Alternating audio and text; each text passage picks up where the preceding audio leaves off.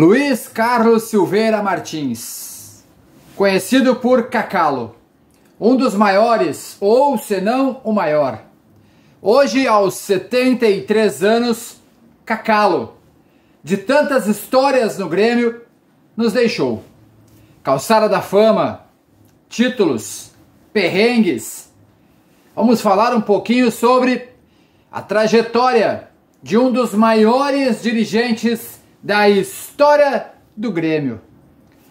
Vamos também, junto às homenagens a Cacalo aqui neste vídeo, falar da vitória do Fluminense, que foi aos mesmos 24 pontos do Grêmio e que agora obrigam o Grêmio a ter que vencer o Criciúma amanhã.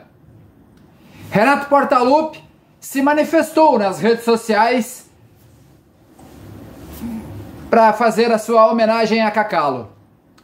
Os influencers, as páginas, todas fazem as suas devidas homenagens a um dos maiores da história, ou se não, o maior. Para mim, o maior dirigente da história do Grêmio.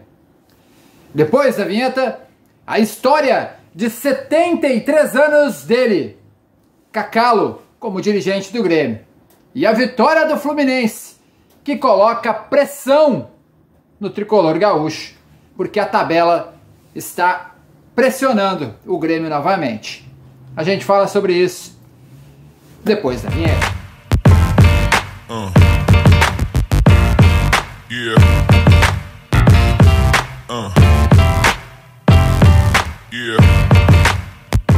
Gente, Luiz Carlos Silveira Martins, o Cacalo, aos 73 anos, ele foi um dos dirigentes mais importantes da história do Grêmio, além de comunicador nato. Vamos falar um pouquinho sobre essa história. O ex-dirigente do Grêmio e colunista do Diário Gaúcho e de Zero Hora, Luiz Carlos Silveira Martins, o Cacalo, morreu neste sábado aos 73 anos. Advogado, radialista e conselheiro do clube, um dos mais vitoriosos dirigentes do tricolor, deixa os filhos Eduardo, Roberto e Rafael e a neta Isabela. Cacalo foi como em atuação entre o final dos anos 1980 e na década de 1990, Cacalo participou de grandes conquistas do tricolor gaúcho, com destaque para a Libertadores de 95, Brasileirão de 96 e Copas do Brasil de 94 e 97. Multicampeão com o Grêmio. O Grêmio afirma que Cacalo ficou marcado pela forma sanguínea com que defendia a instituição.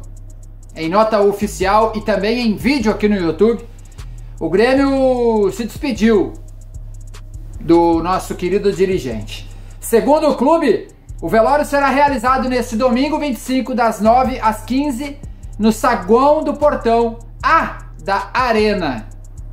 Lembrando que o Grêmio joga às 16 horas. Com certeza, o Grêmio fará uma homenagem que não vai poder ser a devida homenagem.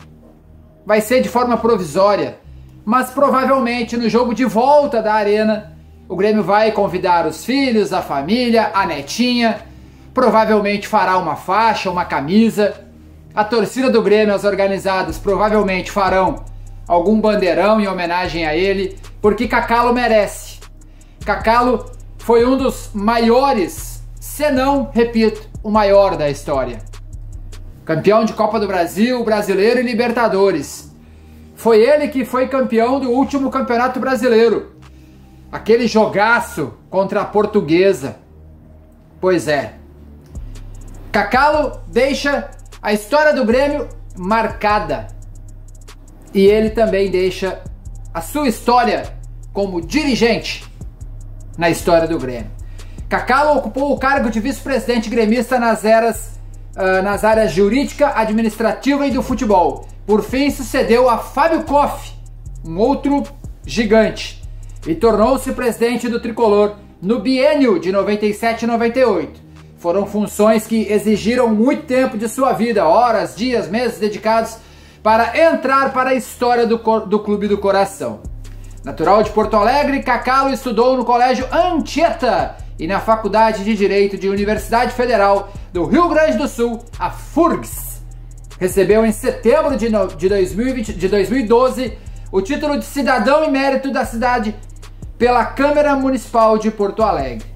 Além do Grêmio, sua trajetória na área jurídica também foi construída a Associação Gaúcha dos Advogados Trabalhistas, a GETRA. Cara, não tem como, né? Cacalo, ele é de fato gigante. Formado como radialista em 1984, Cacalo foi convidado pelo então diretor da Rádio Gaúcha, Arlindo Antônio Ranzolin, para participar do Sala de Redação em 2001. Na época, ele já estava afastado do Grêmio e atuava como colunista no Diário Gaúcho. Gente, não tem como, né? Se a gente continuar lendo aqui a biografia do Cacalo, eu vou ficar até amanhã. Então, em 5 minutos, a gente vai parar por aqui. Fica aqui os nossos devidos aplausos,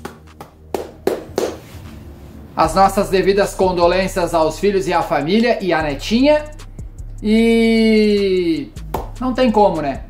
Cacalo representou o azul, preto e branco do Grêmio como poucos irão fazer nos próximos anos. O Fluminense venceu e complicou a situação do Grêmio na tabela. O Fluminense foi a 24 pontos, empatou em pontos com o Grêmio, que ainda tem 2 jogos a menos, é verdade. Venceu o Atlético Mineiro. E agora o Grêmio precisa de fato pontuar amanhã contra o Criciúma. O jogo é de fundamental importância, já era antes e agora se tornou mais ainda. Caso o Vitória vença o seu jogo, vai a 25 pontos. Vai pegar o São Paulo amanhã. É improvável que vença, mas pode acontecer. O São Paulo joga em casa, por isso que eu digo que é improvável que o São Paulo perca para o Vitória. Mas se o Vitória vencer, vai a 25. Se o Corinthians vencer, também vai a 25. Mas pega o Fortaleza também. É jogo duro para tanto Vitória quanto Corinthians.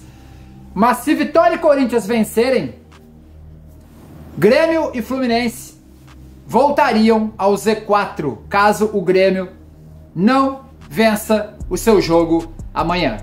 Então, vencer amanhã se tornou obrigação, até para homenagear Cacalo. Fica aqui a nossa homenagem.